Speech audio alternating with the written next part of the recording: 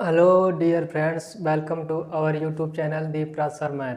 तो आज हम इस वीडियो में ज्योग्राफी पर बात करेंगे। तो ज्योग्राफी में जानेंगे, बहुत से पॉइंट जानेंगे और कुछ सिद्धांत भी जानेंगे, जैसे संभावनावाद सिद्धांत क्या है, नवनिश्चयवाद सिद्धांत क्या है, निश्चयवाद या नियतवाद सिद्धांत क्या है। जैसे ये जानेंगे कि विश्व का ग्लोब किसने बनाया, विश्व का मानचित्र किसने बनाया, विश्व के मानचित्र में भारत का मानचित्र किसने लगाया। ऐसे कुछ क्वेश्चंस भी जानेंगे और मतलब इस वीडियो में बहुत सी बातें अच्छी अच्छी नई नई सीखने को मिलेंगी। तो देखिए, ज्योग्राफी से हम स्टार्ट करते हैं। ज्योग्राफी ज्योग्राफी ज्योग्राफी ज्योग्राफी ठीक है। ज्योग्राफी हम स्टार्ट करेंगे, ठीक है। तो आपको अच्छे से देखते रहना और नोट्स भी बनाते रहना है। तो देखिए, अगर हम बताएं कि ज्योग्राफी किस भाषा का शब्द है, तो आपको बता देना लैटिन भाषा का शब्द है। ज्योग्राफी मतलब कह सकते हैं क्या, भूगोल।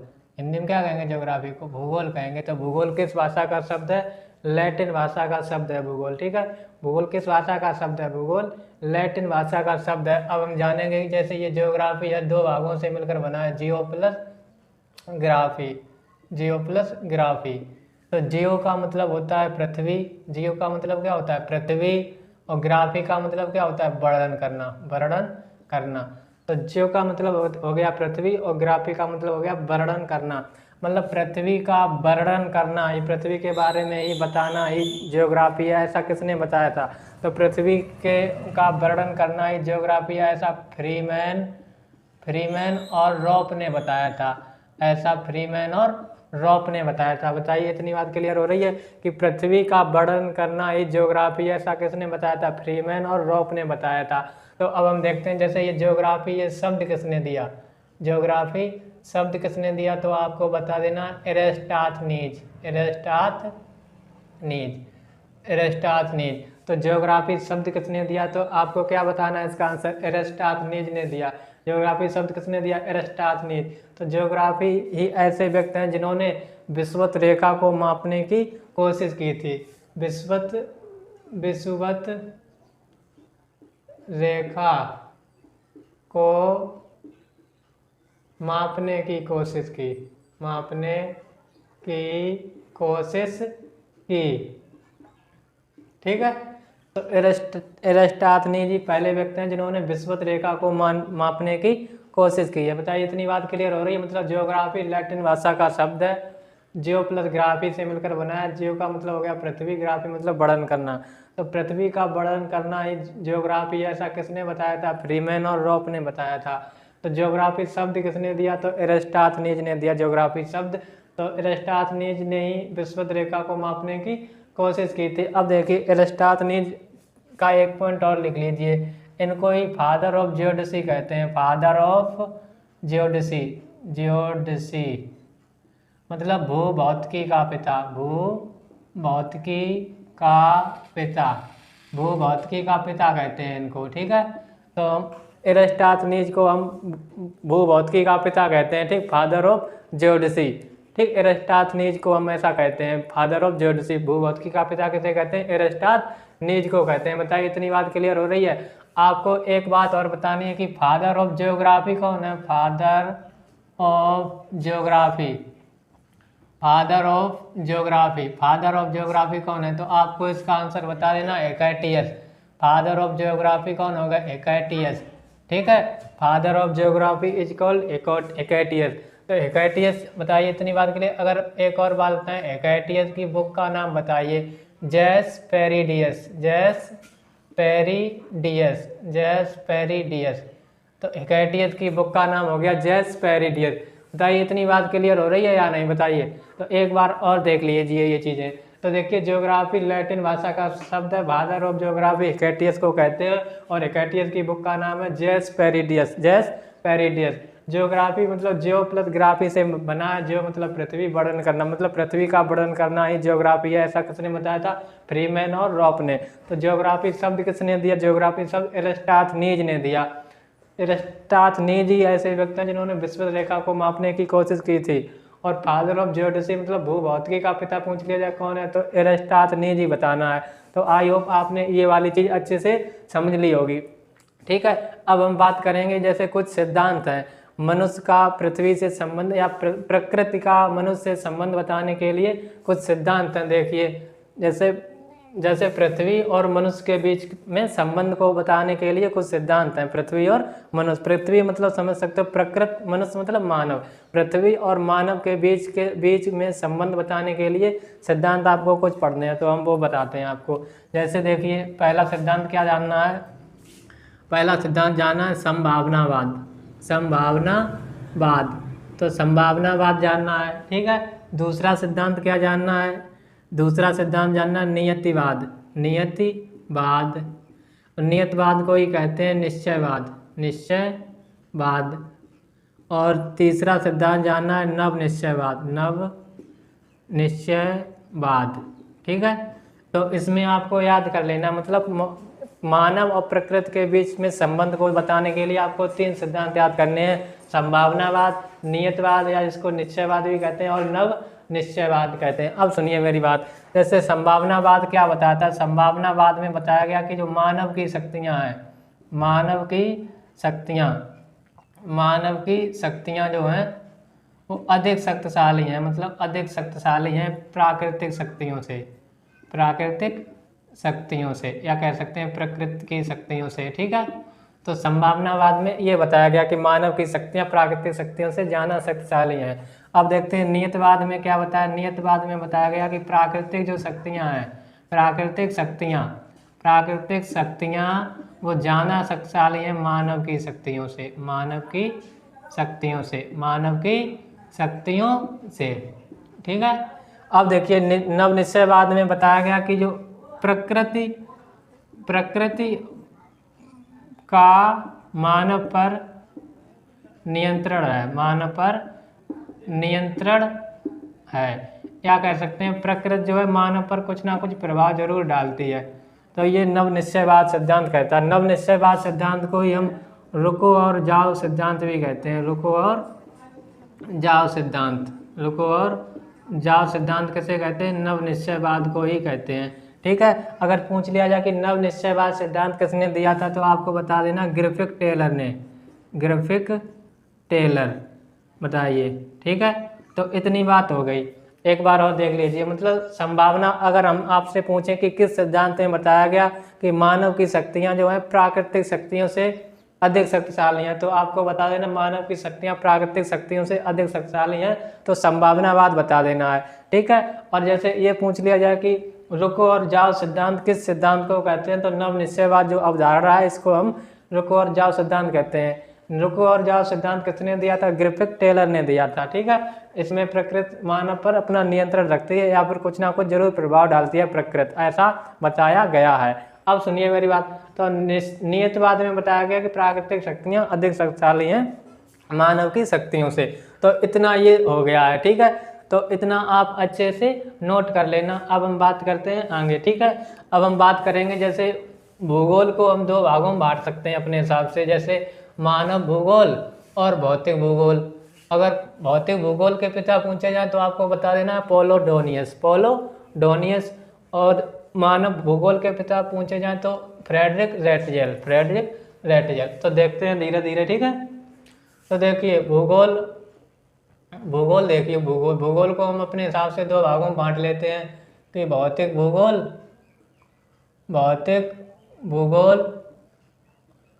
और मानव भूगोल। भौतिक भूगोल और मानव भूगोल। तो भौतिक भूगोल के पिता कौन है, आपको भौतिक भूगोल के पिता बताने हैं और मानव भूगोल के पिता बताने हैं। तो भौतिक भूगोल के पिता हो गए पोलोडोनियस, और मानव भूगोल के पिता कौन हो गए, फ्रेडरिक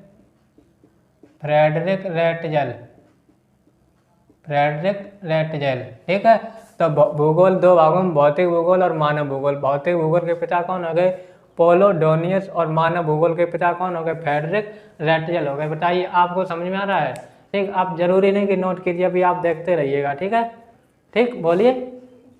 हाँ, तो अब देखते हैं, जैसे हम आपको जैसे पूछना चाहेंगे, जैसे विश्व का ग्लोब किसने बनाया, विश्व का मानचित्र किसने बनाया, भारत का मानचित्र किसने बनाया, भारत का मानचित्र विश्व के मानचित्र में किसने लगाया, ठीक, मानसून आने का समय क्या है, देशांतर रेखा खींचने का प्रयास किसने किया था, इतने सारे क्वेश्चन बताने हैं। ठीक है, तो देखते हैं जैसे विश्व का ग्लोब, विश्व ग्लोब किसने बनाया था, विश्व ग्लोब। अगर हम पूछें विश्व का मानचित्र, विश्व का मानचित्र किसने बनाया। अगर हम आपसे पूछें भारत का मानचित्र किसने बनाया, भारत का मानचित्र। ये भी सवाल एक देख लीजिए कि मानसून आने का समय, मानसून आने का समय किसने बताया सबसे पहले, मानसून आने का समय सबसे पहले किसने बताया। ठीक है, देशांतर रेखा, देशांतर रेखा खींचने का प्रथम प्रयास किसने किया, खींचने का प्रथम प्रयास किसने किया, प्रथम प्रयास किसने किया। और ये भी बता देना है कि भारत के मानचित्र को, भारत के मानचित्र को, भारत के मानचित्र को विश्व के मानचित्र में, विश्व के मानचित्र में किसने लगाया, किसने लगाया। ठीक है, इतने क्वेश्चन बताने हैं। तो विश्व का ग्लोब किसने बनाया बताइए, विश्व का ग्लोब किसने बनाया बताइए, विश्व का ग्लोब। तो ग्लोब तो आपको आंसर बता देना है, मार्टिन बैहम, मार्टिन बैहम। ठीक है, मार्टिन। अब बताइए विश्व का मानचित्र किसने बनाया, विश्व का मानचित्र। तो विश्व का मानचित्र हो जाएगा अनेक्जी मैंडल, अनेक्जी, अनेक्जी ऐसे लिख लीजिए, अनेक्जी मैंडल, अनेक्जी मैंडल। ठीक है, विश्व का मानचित्र किसने बनाया, तो अनेक्जी मैंडल ने। भारत का मानचित्र किसने बनाया, तो भारत का मानचित्र 1752 में, 1752 में एन विले ने बनाया था, एन विले। ठीक है, 1752 में एन विले ने बताया। और बताइए मानसून आने का समय किसने बताया, तो आपको बता देना सबसे पहले अरब के लोगों ने बताया था मानसून आने का समय, अरब के लोगों ने। देशांतर रेखा खींचने का सर्वप्रथम प्रयास किसने किया, देशांतर रेखा खींचने का सर्वप्रथम प्रयास, तो आपको बता देना हेरोडोटस, हेरोडोटस। ठीक है, भारत के मानचित्र को विश्व के मानचित्र में किसने लगाया, तो Claudius Ptolemy, Claudius Ptolemy, Claudius, Claudius Ptolemy. ठीक है, तो इतना हो गया। ठीक, देखते रहिएगा। अब मेरी बात सुनिए एक बार, जैसे विश्व का ग्लोब मार्टिन बैहम, विश्व का मानचित्र अनेक्जी मैंडल, भारत का मानचित्र 1752 में एन विले ने बनाया। मानसून आने का समय सबसे पहले अरब के लोगों ने बताया, अरब के लोगों ने बताया था। देशांतर रेखा खींचने का सर्वप्रथम प्रयास हेरोडोटस ने किया था। एक बात समझ लीजिए, हेरोडोटस को इतिहास का पिता कहते हैं, फादर ऑफ हिस्ट्री कहते हैं, फादर ऑफ हिस्ट्री। ठीक है, बताइए इतनी बात क्लियर हो रही है, बताइए। तो इतनी ये वाले पॉइंट आपको अच्छे से याद कर लेने हैं, बताइए। ठीक, देखते रहना अच्छे से कायदे से। अब एक बात आपको बता देनी है कि देखिए, अगर हम और भी आपसे कुछ क्वेश्चन यहाँ पर पूछ ले रहे, ठीक है, जैसे अरस्तु बता दे रहे, अरस्तु ही पहले दार्शनिक थे जिन्होंने बताया था कि पृथ्वी कैसी है, गोल है, पृथ्वी गोल है। ठीक है, तो आपको बता देना कि पृथ्वी गोल है। ऐसे पहले दार्शनिक कौन थे जिन्होंने बताया पृथ्वी गोल है, तो आपको क्या बता देना, अरस्तु। अब देखिए, पृथ्वी नारंगी के समान है, तो न्यूटन ने बताया था पृथ्वी कैसी है, पृथ्वी नारंगी के समान है। तो ना से नारंगी हो जाएगा, ना से न्यूटन हो जाएगा। तो ठीक है, अब एक बात बताइए, पृथ्वी, स्ट्रैबो ने क्या बताया, स्ट्रैबो एक वैज्ञानिक थे, भूगोल वेत्ता कह सकते हैं। अब देखिए, स्ट्रैबो ने बताया कि पृथ्वी जो है दीर्घायत थी, दीर्घायत। पृथ्वी की आकृति कैसी थी, दीर्घायत। न्यूटन ने बताया नारंगी के समान थी, स्ट्रैबो ने बताया दीर्घायत थी। अगर आपसे पूछ लिया जाए कि ऐसा क्वेश्चन इतना आ जाए कि पृथ्वी की आकृति क्या है, पृथ्वी की आकृति, पृथ्वी की आकृति क्या है, तो पृथ्वी की आकृति आपको बता देना लक्षवाब, जिसको इंग्लिश में क्या कहेंगे, जियोड, इंग्लिश में क्या कहेंगे, जियोड कहेंगे। ठीक है। तो पृथ्वी की आकृति लच्छवाब है। तो इतने देख लीजिए, ये पॉइंट हो गए आपके। अरस्तु पहले दार्शनिक थे जिन्होंने बताया पृथ्वी गोल है। न्यूटन ने बताया पृथ्वी नारंगी के समान है। स्ट्रैबो ने बताया पृथ्वी दीर्घायत है। और पृथ्वी की आकृति अगर आपसे ओवरऑल पूछ ली जाए तो कैसी है, तो आपको लच्छवाब बता देनी है, मतलब जियोड है। ठीक है। तो इतने ये वाले आपको पॉइंट याद कर लेने हैं। तो अब हम देखिए, अब हम बात करेंगे कुछ भूगोलवेत्ताओं के बारे में, जैसे फ्रेडरिक रेटजल के बारे में जानेंगे। ठीक है। और फ्रेडरिक रेटजल ने ही बताया मानव, मतलब फ्रेडरिक रेटजल को ही मानव भूगोल के पिता कहते हैं। अभी मैं बता चुका हूँ ऊपर। ठीक है, बता चुका हूँ। तो देखिए फ्रेडरिक रेटजल।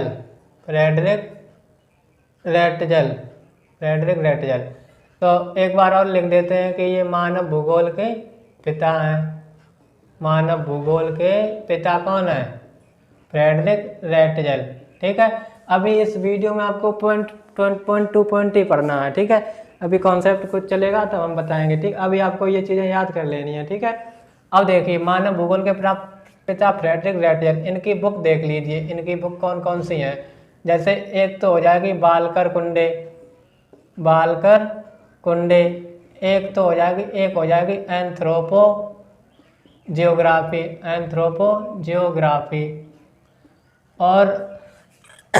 और इनकी हो जाएगी राजनीतिक भूगोल। ठीक है। तो मानव भूगोल के पिता कौन है? Frederick Ratzel. इनकी बुक बालकर कुंडे याद कर लेनी है, बालकर कुंडे।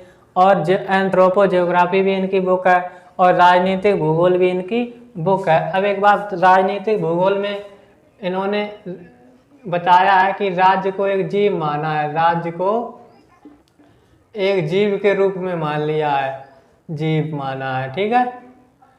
अब एक बात बताइए, राज्य को जीव माना है तो हम कह सकते, मतलब तो फिर इन्होंने इस सिद्धांत कौन सा दिया? जीव माना है तो मतलब जैविक विकास का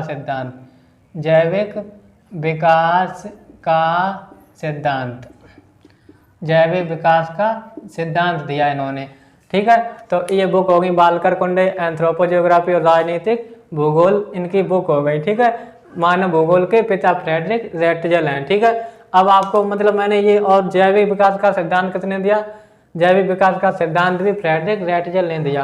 ठीक है। अब कुछ देख लीजिए सिद्धांत और देखते हैं। ठीक है। देखिए सिद्धांत, जैसे हम आपको बताते हैं, वेबर नाम के एक वैज्ञानिक थे, वेबर।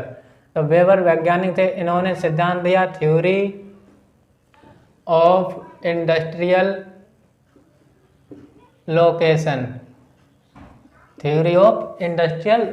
मतलब कह सकते हैं कि औद्योगिक स्थानीयकरण का सिद्धांत। औद्योगिक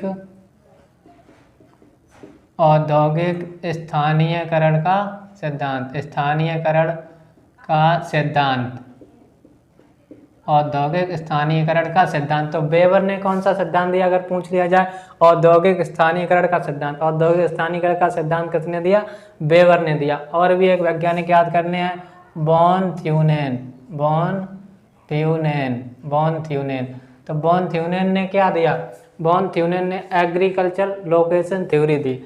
एग्रीकल्चर लोकेशन थ्योरी। तो एग्रीकल्चर लोकेशन थ्योरी किसने दी? बॉन थ्यूनेन। मतलब हम कह सकते हैं कृषि स्थानीयकरण सिद्धांत।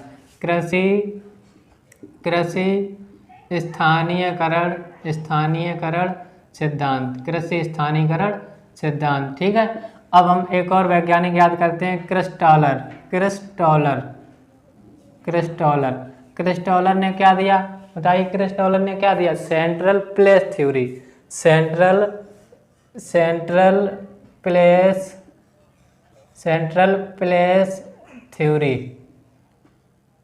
प्लेस थ्योरी मतलब कह सकते हैं केंद्रीय स्थानीयकरण सिद्धांत।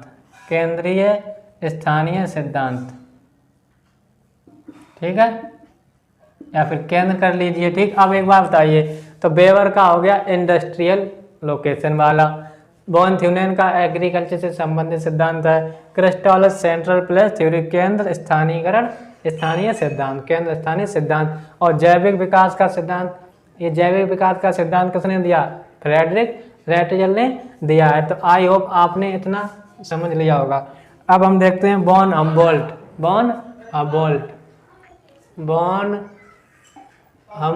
वॉन हम्बोल्ट देखिए, ये भी जर्मन भूगोलवेत्ता हैं, जैसे फ्रेडरिक रेटजल भी जर्मन भूगोलवेत्ता हैं। ठीक है, इनकी बुक का नाम क्या है? वॉन हम्बोल्ट की बुक का नाम है कॉस्मोलॉजी। ठीक है, तो वॉन हम्बोल्ट ही ऐसे व्यक्ति हैं जिन्होंने समताप रेखा को मानचित्र पर दर्शाया। सबसे पहले व्यक्ति कौन है? वॉन हम्बोल्ट ही हैं जिन्होंने समताप रेखा को मानचित्र पर दर्शाया। अब देखिए, तो यहाँ पर लिख सकते हो आप पॉइंट की समताप रेखा मतलब आइसोथर्मल लाइन, दिखाई पड़ रहा है? आइसोथर्मल लाइन समताप रेखा को मानचित्र पर दर्शाने वाले प्रथम व्यक्ति कौन है? प्रथम व्यक्ति वॉन हम्बोल्ट हैं। और वॉन हम्बोल्ट का एक विचार और याद रखना है कि इन्होंने अब एक विचार दिया कि जैसे पनामा जल संधि है, पनामा जल संधि के एक से दूसरी तरफ हम पनामा नहर बना सकते हैं। तो देखिए इन्होंने क्या दिया, जैसे पनामा जल संधि के एक से दूसरी तरफ हम क्या बना सकते हैं? पनामा नहर।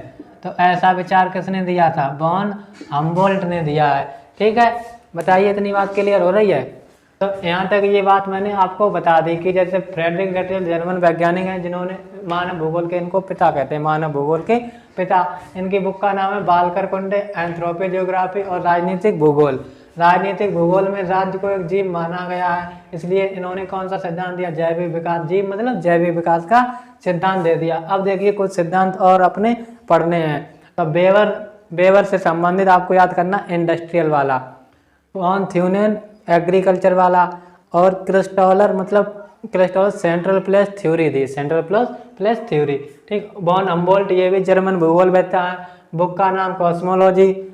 समताप रेखा को मानचित्र पर दर्शाने वाले प्रथम व्यक्ति हैं। पनामा जल संधि के एक से दूसरी तरफ पनामा नहर बना सकते हैं, ऐसा इन्होंने विचार दिया था। ठीक है, तो अब देखिए इतना हम साफ करते हैं। ठीक है, अब हम बात करेंगे कार्ल रिटर पर। कार्ल रिटर ने भी क्या दिया था? जैसे कार्ल रिटर ने क्लाइमेटोलॉजी शब्द का प्रथम प्रयोग किया था, क्लाइमेटोलॉजी। ठीक, तो देखिए कार्ल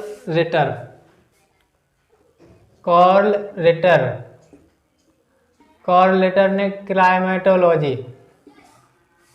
क्लाइमेटोलॉजी शब्द का प्रथम प्रयोग किया था। और कार्ल रिटर ने ही, देखिए बोलिए इतनी बात जैसे देखते रहिएगा, कार्ल रिटर क्लाइमेटोलॉजी शब्द का प्रथम प्रयोग किया था। और बताया, जैसे ये भी बताया कि मनुष्य का परस्पर संबंध पर्यावरण से ज्यादा मजबूत है। तो ये भी ऐसा किसने बताया था कि मनुष्य का परस्पर संबंध पर्यावरण से ज्यादा मजबूत है? ये किसने बताया था? बताइए।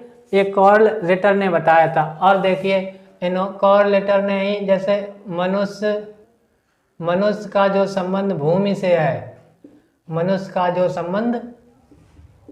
से है, और वही भूमि का संबंध मनुष्य से है, ऐसा भी किसने बताया था? कार्ल रिटर ने ही बताया था कि मनुष्य का परस्पर संबंध पर्यावरण से जाना, ये भी बताया ज्यादा मजबूत है। और ये क्या, मनुष्य का जो भूमि से संबंध है वही भूमि का मनुष्य से संबंध है, ये भी कार्ल रिटर ने बताया था।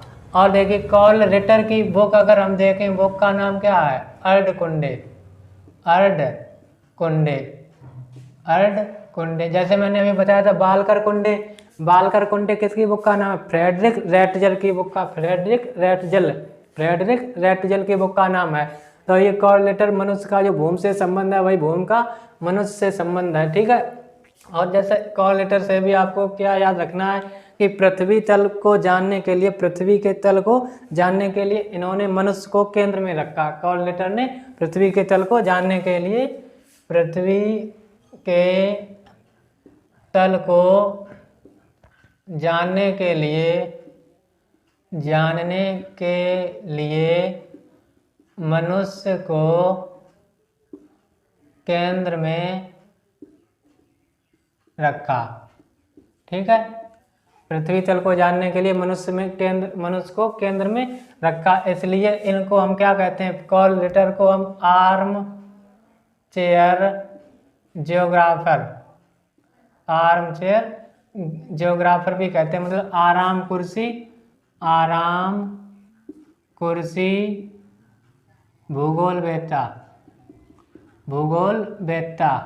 ठीक है, पृथ्वी के तल को जानने के लिए मनुष्य को केंद्र में रखा। आर्म चेयर जियोग्राफर, इसलिए इनको कहते हैं आराम कुर्सी, मतलब किसको कहते हैं, कॉल लेटर को कहते हैं। ठीक है, तो कॉल लेटर क्लाइमेटोलॉजी शब्द का प्रथम प्रयोग किया। मनुष्य का परस्पर संबंध पर्यावरण से ज़्यादा मजबूत है, और मनुष्य का जो संबंध भूमि से है वही भूमि का संबंध मनुष्य से है, और पृथ्वी के तल को जानने के लिए मनुष्य को केंद्र में रखा, इसलिए आर्म चेयर जियोग्राफर भी कहते हैं इनको। ठीक है, मतलब आराम कुर्सी भूगोल वेत्ता। ठीक है, तो आज इस वीडियो में भूगोल के बारे में इतनी जानकारी आपको मेरी समझ में पर्याप्त है। ठीक है, तो नेक्स्ट वीडियो बनाएंगे, उसमें कुछ और भी कुछ